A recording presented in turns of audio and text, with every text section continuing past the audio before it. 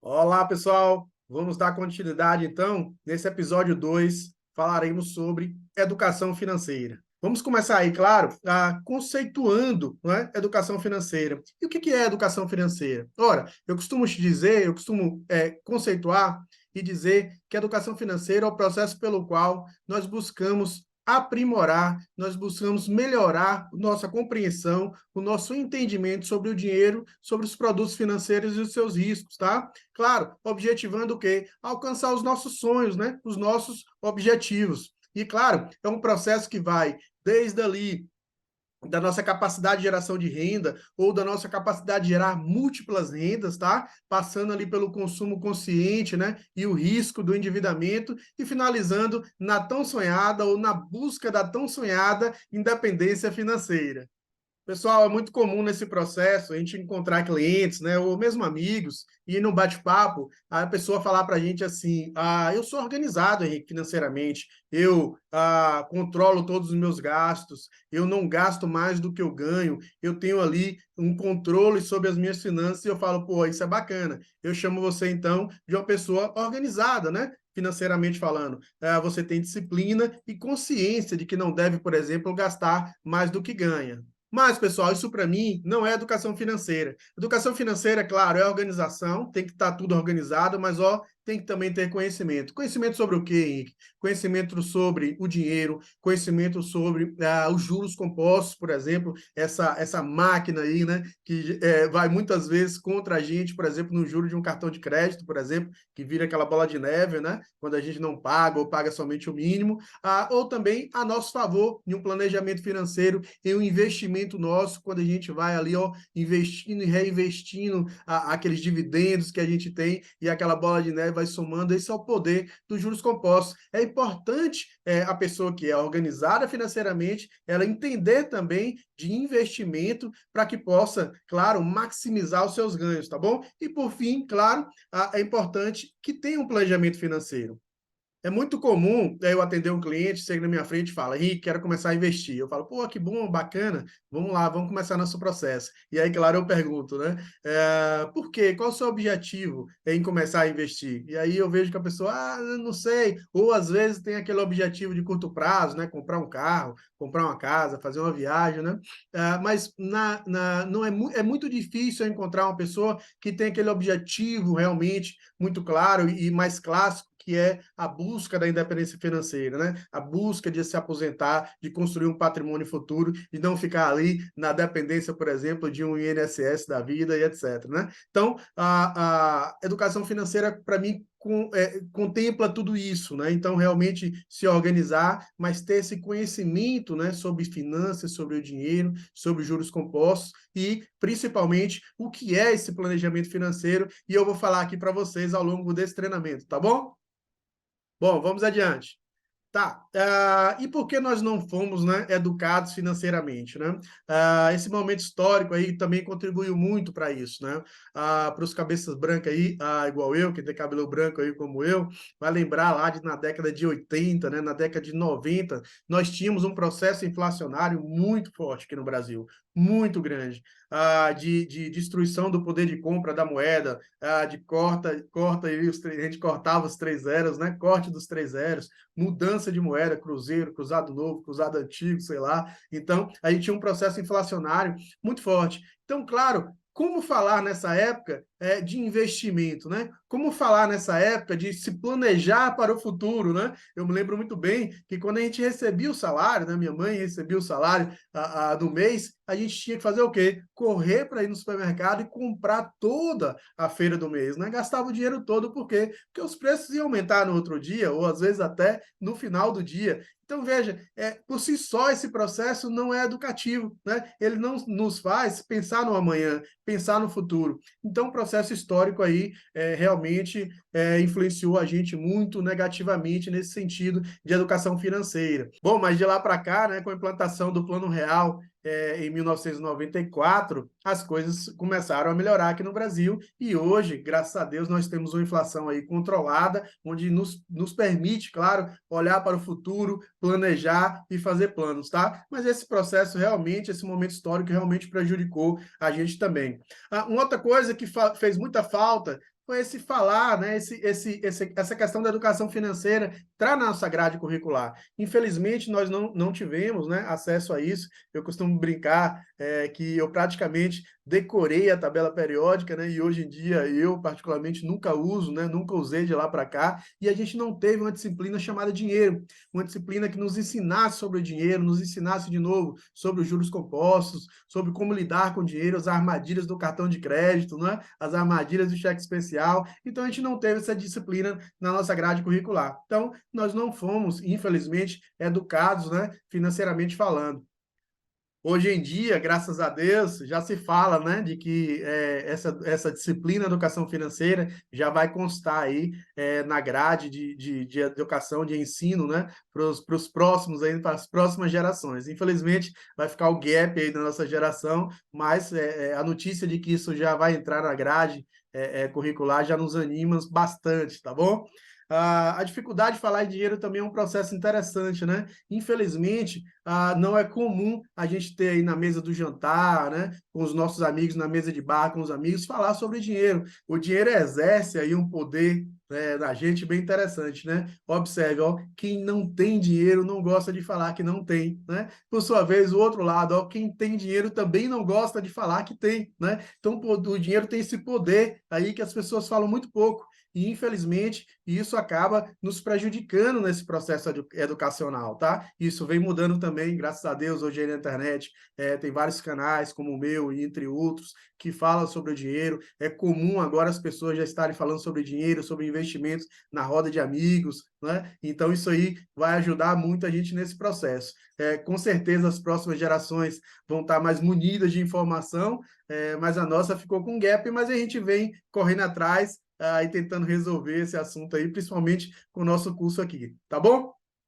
E aí, pessoal, não dá para falar de investimento sem antes falar de endividamento, né? Aqui no Brasil, não é possível a gente, antes de se organizar financeiramente, começar a investir. Não é possível você ter dívidas e fazer investimentos aqui no Brasil. Por quê? Porque os juros que a gente paga no financiamento, no empréstimo, no endividamento, ele é muitas vezes muito superior aos juros que você vai oferir ali no seu investimento, tá? Então, é muito mais inteligente você quitar todas as dívidas antes, se organizar financeiramente para depois, tá, começar esse processo de investimento. Então, vamos falar um pouco sobre o endividamento.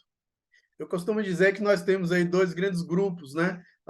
Os desorganizados e os realmente endividados. Então, os desorganizados são aqueles, por exemplo, os clientes que vêm até mim e falam bem assim, pô, Henrique, eu estou desorganizado, eu estou devendo alguma coisa, e quando a gente vai realmente se debruçar ali na vida dessa pessoa, a gente percebe que não é um endividamento, é só realmente uma desorganização. Geralmente são aquelas pessoas que gastam tudo que ganham. Então, ganham ali, geralmente, às vezes, no mês, entra no cheque especial, né? E aí, às vezes, não consegue pagar o cartão de crédito todo, mas isso a gente não chama de que é realmente um endividamento, tá? E aí, realmente, é uma desorganização, que aí, realmente, é uma sentada, uma conversada, olha, não deve, claro, gastar tudo aquilo que ganha. Tenha cuidado que o cheque especial não é uma extensão do seu saldo. Então, uma conversa rápida e, claro, se a pessoa quiser e tiver, né, vontade de realmente sair daquela vida, ele consegue fazer de forma mais fácil. Já, pessoal, os realmente endividados, aí sim, eu consegui já ver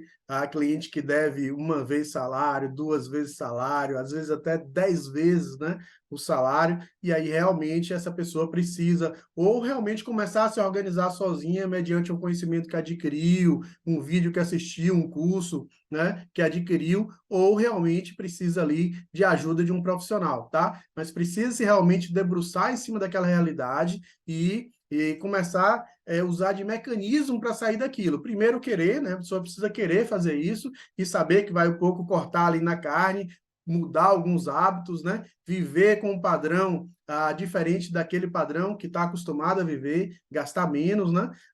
Olhar para as dívidas, por exemplo, e tentar ali, por exemplo, trocar uma dívida mais cara por uma dívida mais barata, conseguir talvez trocar um empréstimo conseguir um empréstimo com um familiar, um amigo próximo, no sentido de não pagar juros ou pagar poucos juros, ou pagar ali, talvez, em termos de juros, um rendimento que dá inflação, desculpa, que dá inflação, ou que dá aquela dentro de poupança, que é muito diferente, né, que é muito menor do que aquele investimento que você consegue, desculpe, com aquela taxa de juros que você consegue no banco, né? O banco é muito maior, a taxa é muito maior. Se você consegue, então, um empréstimo com a taxa menor, lhe ajuda a sair desse processo, tá bom? E aí a gente tem que fazer isso. Então, essa pessoa, se não conseguir fazer isso sozinha, tem sim que buscar a ajuda de um profissional para poder fazer isso. E as armadilhas, pessoal, que leva a gente a se endividar, são tantas, né? Eu costumo citar muito, e aí para mim são os dois maiores vilões aí, é o tal do dinheiro virtual, né? O cheque especial mais o cartão de crédito. Caramba, cheque especial, ele é um vilão nesse processo, e acho que os bancos têm consciência disso e usam, né, isso a seu favor, né? Justamente porque as pessoas endividadas geram muito receita para o banco. E aí, por exemplo, o banco, o que ele faz, né? Ele soma ali o valor do cheque especial no saldo da pessoa, né? E fica parecendo que aquele dinheiro é nosso e, na verdade, não é. E o custo desse dinheiro é muito alto, né? Por exemplo, também a gente tem um cartão de crédito, né? O cartão de crédito também é outro vilão nesse processo, porque ele traz essa ilusão, né, do dinheiro virtual, essa ilusão de que você não tem essa dívida, né? Por exemplo, né? Imagine você que ganha, sei lá, R$ 5.000 por mês. Então, você ganha R$ 5.000 por mês, e aí, vamos supor que chegou o seu salário lá na sua conta, tem lá R$ 5.000, e você começa o mês, por exemplo, gastando ou pagando suas dívidas via cartão de crédito. E aí você tem aquela falsa sensação de que você não está gastando dinheiro. Por quê? Porque o seu saldo continua o mesmo, o seu salário continua intacto ali no banco. Então, tá essa falsa impressão de que você não está se endividando, de que você não está gastando o seu salário, e isso é muito ruim. Então, o dinheiro virtual é um mal que a gente precisa combater. Para aquelas pessoas que realmente não conseguem se organizar e não têm disciplina, a gente vê muito aí na internet aquela solução, né, de cortar o cartão de crédito, né? A gente vê até aquela imagem da tesoura lá. Então, eu aconselho fazer isso mesmo. Se realmente você não tem a disciplina, não sabe lidar com essas ferramentas, sugiro ficar afastado delas para que seu endividamento não comece e não aumente muito ao nível que você não consiga controlar. Aliado a isso, pessoal, nós vivemos aqui, ó, em um mundo consumista, né? O mundo parece que nos impulsiona esse consumo a todo momento, né? Você vê aí que os carros ficam trocando de modelo a todo ano, né? O cartão de crédito, desculpe, o celular, né? O iPhone, né? Todo ano tem um modelo novo, ele impulsiona, né? A trocar, ou seja, consumir. Se a gente conversa aí com uma criança, adolescente, qual é o sonho dela? É ter um smartphone. Aí, quando cresce mais um pouquinho, entra na faculdade, qual é o sonho? É ter um carro, né? Um carro. E aí, depois entra na faculdade, se forma, quando vai sair, quer montar uma família, qual é o sonho dessa pessoa nesse momento de vida? É a sua casa própria, né? O sonho da casa própria. Então, você vê que todos os nossos sonhos são baseados em consumo. Então, a gente tem que ter muito cuidado com isso. A mídia, o marketing das empresas estão aí trabalhando para isso, né? Eu me lembro, lá um tempo atrás, que um slogan de um cartão de crédito muito conhecido nosso era assim, ó, porque a vida é aqui e agora, né? Ou seja, tudo em nossa volta está nos impulsionando a consumir, a consumir, a consumir, e a gente tem que ter cuidado com isso, tá? Não consumir, não gastar mais do que você ganha e tentar viver ó, no padrão de vida um pouco abaixo do que é o seu. Claro, para que sobre aí dinheiro para a gente investir. E aí, pessoal, nesse processo, e que eu vejo muito, a maior dificuldade que eu vejo, e aí por isso que a minha indicação sempre quando eu vejo alguém falar, não consigo investir e tal, e eu falo assim, ó, comece de alguma forma. Porque o mais importante nessa história é criar o hábito de investir. A maior dificuldade que eu vejo é das pessoas ó, trocarem o presente por um futuro, às vezes, muitas vezes, incerto, né? Às vezes eu escuto de alguns clientes falarem assim, Henrique, não sei nem se eu vou estar vivo lá, né? Então é muito difícil esse processo de você abrir mão daquela pizza, daquela viagem, de sair com os amigos em troca de um futuro. Mas é importante. É muito importante e a gente precisa criar esse hábito. E hábito se cria exercitando dia após dia, tá? Eu fico muito feliz quando eu consigo acompanhar alguns adolescentes, né? Eu tenho alguns clientes adolescentes nesse nicho aí, e o adolescente, claro, né? É mais fácil ele se adaptar às novas realidades, a esses hábitos diferentes. Então, eu vejo muito bacana quando um cliente desse meu vem até mim e fala bem assim, Henrique, poxa, fui comer uma pizza com os amigos, com a namorada, e a pizza custava 4 vezes aquele fundo imobiliário, e eu decidi não comprar para poder fazer esse investimento. Então, eu fico muito feliz quando eu vejo esse tipo de comportamento que mostra que a gente está aí no caminho certo. Para trazer um caso, né, um estudo de caso, um caso real aí, claro, eu vou citar um exemplo aqui de uma cliente, né, que eu conheci, claro que o nome dela não é Maria, eu coloquei aqui Maria para preservar a identidade dela, e esse caso é muito emblemático, sou muito feliz por ter participado disso, porque no final de uma palestra minha, essa cliente me procurou, falou assim, quero começar a investir, adorei a sua palestra, parabéns. Falei, pô, obrigado, vamos começar assim. E ela falou assim, mas eu estou muito endividada mesmo. Só para você ter ideia, ela devia 10 vezes salário, tá? Ela devia 10 vezes salário. E aí falou, pô, aí que você me ajuda. E aí eu falo, tá, beleza, eu ajudo. Não é muito o meu processo, né? Trabalhar do endividamento, eu trabalho já com investimento, né? Ou seja, a pessoa já está organizada e aí começa. Mas sim, como planejamento financeiro, eu comecei esse trabalho com ela e eu percebi uma coisa muito importante. Ela queria isso muito forte. E esse eu acho que é o primeiro passo. Realmente tem que vir de dentro. Não adianta você forçar uma pessoa a começar esse processo, tem que vir de dentro, ela precisa querer. E essa cliente queria muito. Né, e a gente organizou, criou metas, e eu vi aquele dia a dia ela ali sacrificando, cortando na carne, deixando de viver os hábitos, e ela, essa cliente, ela era funcionária pública, ela era funcionária pública, e um salário muito bacana, muito legal o salário dela, um salário alto, então ela tinha um padrão de vida muito alto, e acostumado àquele padrão, acostumado àqueles gastos, e aí foi realmente, a gente teve que cortar muita coisa, cortar muito mais, né, muito forte no início por conta do endividamento, mas ela ali foi firme e forte, e hoje eu tenho a felicidade de dizer que ela é minha cliente na área de investimentos aqui, né? E ela tem hoje um patrimônio aí 30 vezes salários e está crescendo. E vai embora, graças a Deus. Então, só trouxe esse caso aqui para dizer a vocês que é possível sim. Já acompanhei vários casos como esse aí, e o seu não vai ser diferente. Se tiver nesse processo aí, basta realmente querer, né, se dedicar, criar um plano que a gente consegue fugir disso. Tá bom? Vamos finalizar esse episódio 2 por aqui. No episódio 3, onde nós vamos falar, e aí, como começar esse processo, tá? Então, até o próximo episódio. Um forte abraço.